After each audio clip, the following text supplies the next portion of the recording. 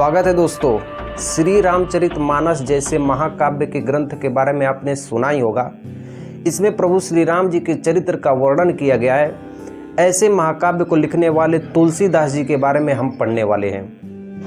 मैं आपको इनके जीवन परिचय को इधर लाइन्स में दे दूंगा ताकि सभी परीक्षा में आप इस जीवन परिचय को लिख दें। साथ ही इनके जीवन के सभी घटनाओं को भी मैं बताते हुए चलूँगा ताकि इनके बारे में भी आप अच्छी तरीके से जान जाएं।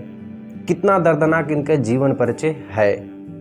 ठीक है, सबसे पहले इनके संक्षिप्त परिचय के बारे में देख लेते हैं। इनका नाम तुलसीदास, जन्म 1532 ईस्वी में, जन्म स्थान रामपुर बांदा जिले के, पिता का नाम आत्माराम दुबे, माता का नाम हुलसी, मृत्यु 31 जुलाई सन 1623 ईस्वी में, ठीक है, काशी में हुई थी। आइए इनके जीवन के बारे में पढ़ लेते हैं। गोस्वामी तुलसीदास जी का जन्म 1532 ईस्वी में उत्तर प्रदेश के बांदा जिले के रामपुर नामक ग्राम में हुआ था। एक चीज़ ध्यान से समझिएगा, किसी के बुक में 1511, 1532, 1567, तो किसी में ईस्वी में, किसी में विक्रम संवत में दिया रहता है। घबराइए नहीं, जो विक्रम संवत होता है वो 57 वर्ष अधिक दिया होता है। ठीक है, लेकिन अधिकांशतः जिस एग्जाम में लिखे जाते हैं वो 1532 ईस्वी लिखे जाते हैं। ठीक है, कुछ विद्वानों में अभी भी मतभेद है कि इनका जन्म एटा जिले के सोरो नामक ग्राम में हुआ है, क्योंकि ये इतने पहले की कहानी है, 400-500 वर्ष पहले की बात है, इसलिए विद्वानों में अभी भी बहुत सारा मतभेद है। इनके पिताजी का नाम आत्माराम दुबे और माता का नाम हुलसी था। आगे देखिए, कहा जाता है कि मूल नक्षत्र में होने के कारण तुलसीदास जी के माता पिता ही इनको बाल्यावस्था में ही त्याग दिए थे।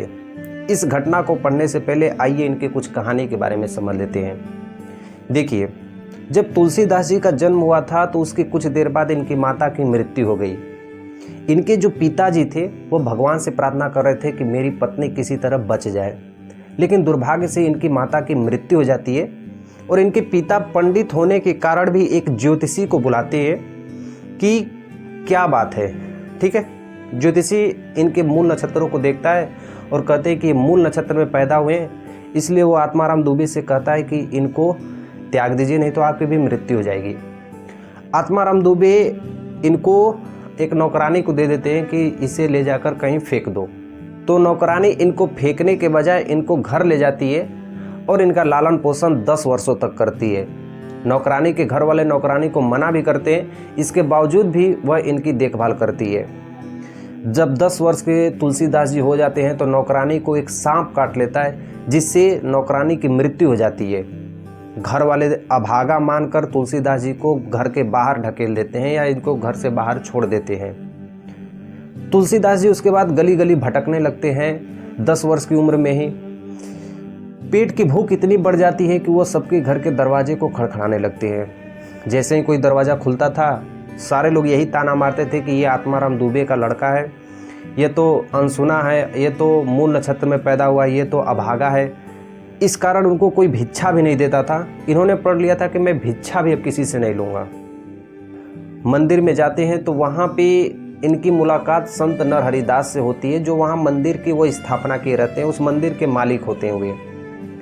उनकी दृष्टि इन पे पड़ती है। ये अपनी सारी बातों को बताते हैं कि मैं अनाथ हूँ, मुझे सब लोग अभागा कहते हैं, आप ही कुछ बताइए। तो संत नरहरिदास इनको भगवान प्रभु श्री राम के शरण में जाने के लिए कहते हैं और कहते हैं कि आप उन्हीं की ज्ञान और प्राप्ति और उन्हीं का गुणगान करिए, आपकी जीवन की सिद्धि वही लगा पाएंगे। तो तुलसीदास जी उसी समय से भगवान प्रभु श्री राम के वर्णन करने लगते हैं और ज्ञान की प्राप्ति करने लगते हैं। मैं वहीं पे लिखा हूँ, देखिए, कि इनका पालन पोषण प्रसिद्ध संत नरहरिदास ने किया और ज्ञान एवं भक्ति की शिक्षा प्रदान की, और इन्हीं की कृपा से तुलसीदास जी वेद, वेदांग, दर्शन, इतिहास, पुराण और आदि से निपुण हो गए। इनका विवाह एक सुंदर रत्नावली से हुआ था।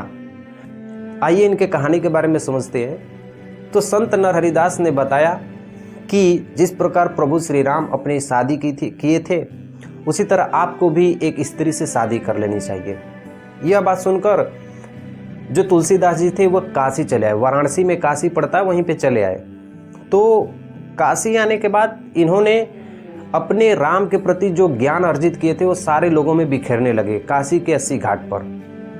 तो जो लोग इनकी कथाओं को सुनते थे उसमें से एक व्यक्ति था, उसकी पुत्री का नाम रत्नावली था और अपनी पुत्री की शादी इनसे करवा दिया तुलसीदास जी से।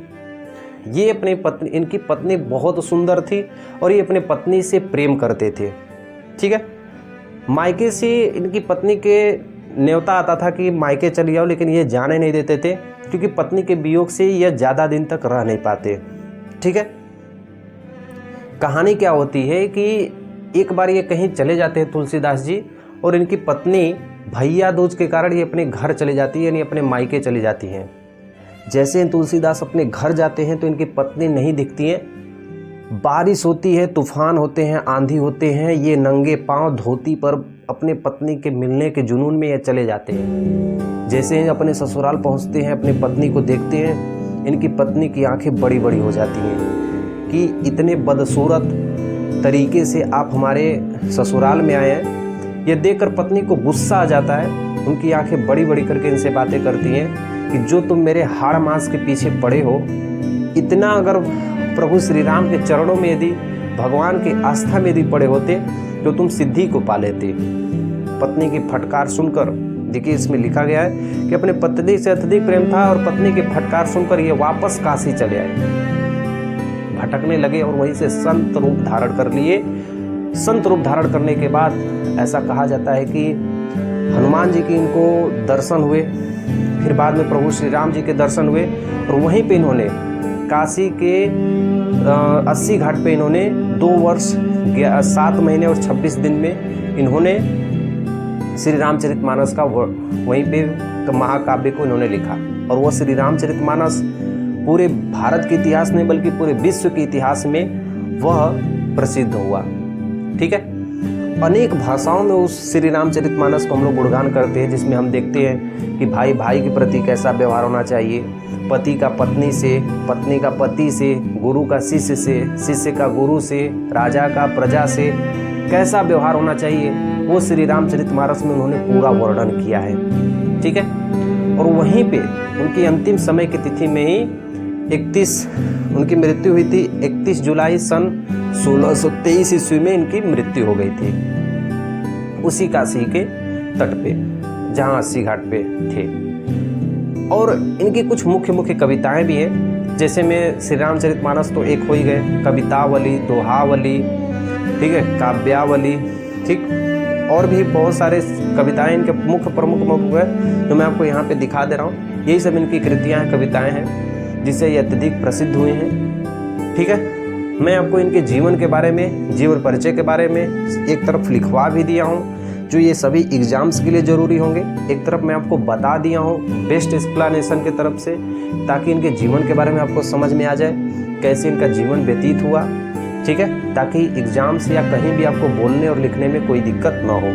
बाकी अगर कोई दिक्कत होती है तो कमेंट कर देना, 24 घंटे के अंतर्गत मैं उसको रिप्लाई देने की कोशिश करूँगा। ऐसे मज़ेदार वीडियो देखने के लिए और नेक्स्ट वीडियो देखने के लिए चैनल को सब्सक्राइब कर देना। मिलते हैं नेक्स्ट वीडियो में, तब तक के लिए जय हिंद।